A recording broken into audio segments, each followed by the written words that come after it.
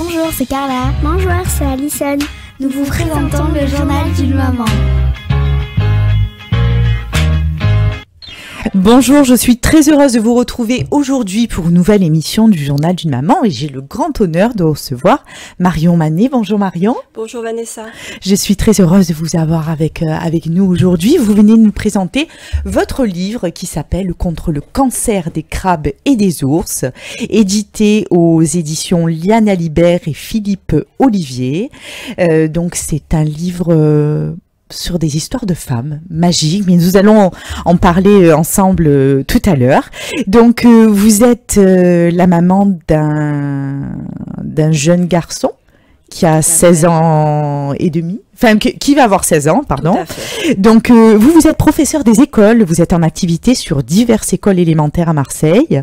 Vous avez été en activité jusqu'en 2008, hein, et depuis, vous coordonnez un dispositif Ulysse en lycée professionnel dans le 7e arrondissement, depuis 15 ans maintenant. Tout à fait. Et ce travail implique donc la gestion et la coordination des parcours d'une douzaine d'élèves en situation de handicap, jusqu'à l'obtention d'un diplôme ou d'une attestation de compétences. Alors, vous dites que vous avez toujours aimé écrire et vous avez débuté l'écriture de votre roman en 2017. Puis, vous avez interrompu le processus au tiers de la narration, vaincu par le syndrome de l'imposteur, hein, comme vous dites.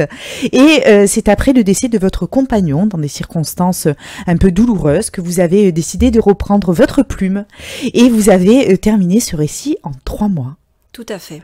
Et il a fallu beaucoup de temps pour que vous le fassiez lire autour de vous.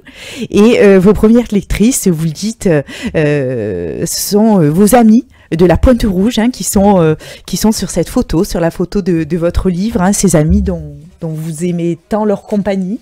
Et donc, vous avez repris l'écriture, on l'a dit, en mai 2021. Et le 21 décembre 2022, ça a été le cadeau de vos amis, le tapuscript du roman qui a été relié. Et en février 2023, vous avez signé donc le contrat auprès de la maison d'édition Philippe Olivier. Et le 21 décembre 2023, la première signature du roman édité, entouré de vos amies si précieuses.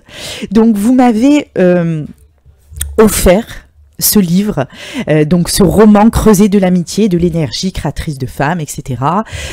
Donc je reçois beaucoup de monde qui écrivent des livres et je les lis avec une grande attention.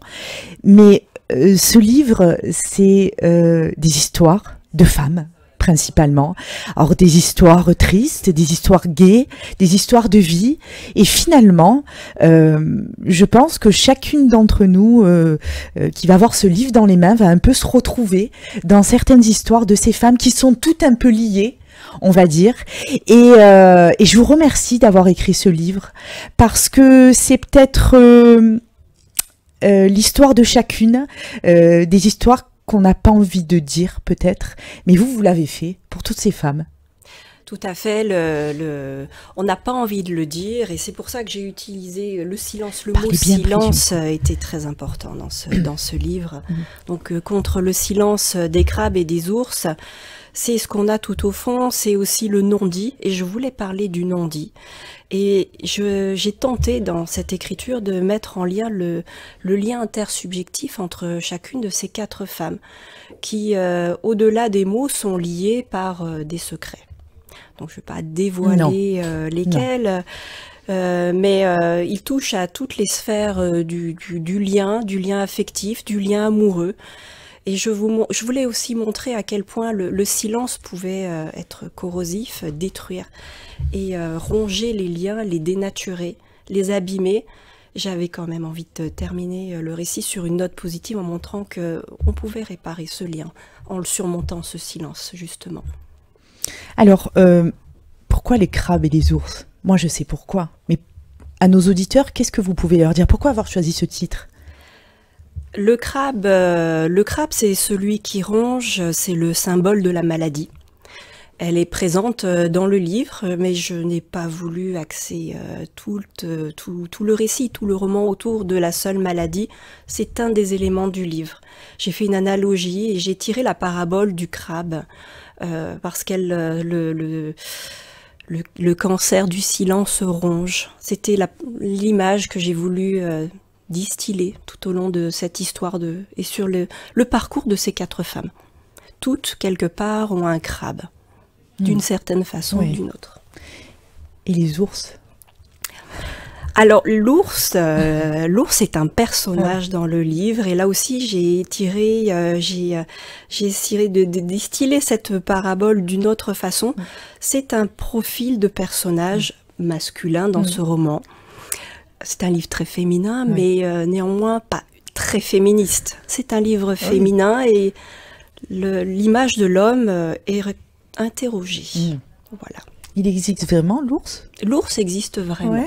Je me suis posé la question. Oui, l'ours existe vraiment, c'est un surnom. L'ours n'a pas de prénom dans le livre. Je me suis amusée et inspirée de quelqu'un qui existe vraiment, mais je l'ai complètement caricaturé. Je me suis beaucoup amusée lors de cette écriture. Est-ce qu'il a lu le livre, l'ours? Je me pose la question et je crois que oui. Est-ce que vous pensez qu'il s'est reconnu? J'en suis certaine. C'est évident. Non, mais c'est magique. Alors, vous le racontez, vous mettez des détails sur les lieux, sur les gens, on a vraiment l'impression d'y rentrer déjà à l'intérieur, de se trouver dans les lieux. Et je vous l'ai dit, c'est comme si j'avais envie de les rencontrer, ces gens, en fait. J'avais envie de les rencontrer. Est-ce que c'est ce que vous avez voulu faire passer? Alors, il y avait un message, certes, mais qu'est-ce que vous avez voulu que les personnes qui le lisent ressentent? Alors Vanessa, j'ai presque honte de le dire, mais j'ai même pas eu ce questionnement au moment de l'écriture. J'avais imaginé En fait, elles existaient dans mon esprit, et je vivais avec Lily, Camille, Ninon et Marine tout le temps. Pendant 3 mois, c'était mes amis, mes invités à la maison, et j'ai eu une espèce de sentiment complètement vertigineux d'avoir la possibilité de créer leur destin. Donc je me suis imaginé un monde parallèle que j'ai écrit. Je les ai imaginés un peu sous la forme d'un film, en fait. Je me suis pas trop mise à la place du lecteur à ce moment-là, c'est après coup que j'ai eu ce regard. Et c'est vrai que la question, je reconnais, ne pas l'avoir posée. C'est bien, mais tant mieux. Qu'est-ce que ça vous a apporté d'écrire ce livre et de le terminer et de le donner à une maison d'édition? Ce livre, à la base, je ne pensais même pas l'imprimer. Quand le point final a été mis à l'ordinateur, c'était une démarche en fait de deuil. J'étais en plein deuil. Je ne voulais pas regarder mon deuil en face, c'était trop insupportable. Et la seule façon que j'avais de faire revivre quelques-uns de mes souvenirs avec mon compagnon défunt, c'était de les écrire. Et ce livre, je l'ai dédié à Jean-François. Et je l'ai écrit pour lui en me disant, je vais fixer à jamais sa mémoire et les souvenirs que nous avons tous les deux sont dans ce livre. Donc c'était très personnel et c'était très important et même urgent. Il y avait une urgence à écrire ces souvenirs pour qu'ils soient jamais oubliés, pour qu'ils soient toujours fixés dans le roman, dans quelque chose qui restera peut-être au-delà de ma mémoire. Et donc le livre a été un soulagement immense. Quand j'ai réussi à finir, je me suis dit, ça y est. Il est là, il restera toujours là, et il sera toujours à mes côtés. Et du coup, j'ai mis longtemps à l'imprimer et à accepter de le faire lire. Ma première lectrice, mon amie Radois, m'a disputé. J'ai compris à ce moment-là que ce livre était peut-être un livre qui pouvait être destiné à des lecteurs. Et elle me l'a imprimé, elle l'a relié, je l'ai fait lire à d'autres amis qui m'ont confirmé que c'était un vrai roman. Que c'était pas qu'un livre thérapeutique, c'était un vrai roman. Donc ça a été d'abord une réparation pour moi, en fait, ce roman. C'était un peu égoïste. Voilà. Alors, hormis votre ami qui a fait un retour sur ce livre, est-ce que vous avez eu d'autres retours et quels ont été ces retours? J'ai eu de nombreux retours d'amis, de collègues de travail et tous m'ont dit avoir été agréablement surpris Déjà parce que le livre, visiblement, se lit assez vite. Il y a un certain rythme et il y a quelque chose de très frais, de très léger pour finalement traiter de certains sujets qui sont graves, qui sont profonds. Donc j'ai été touchée par leur regard et leur retour qui m'ont indiqué que j'avais réussi à allier finalement gravité et légèreté. Et ça, c'est quelque chose dont je suis très, très, très contente et très fière aujourd'hui. Est-ce que vous pensez que... Alors moi, je pense que oui. Qu'il y a beaucoup d'histoires similaires à ces 4 femmes? Oh, j'en suis certaine.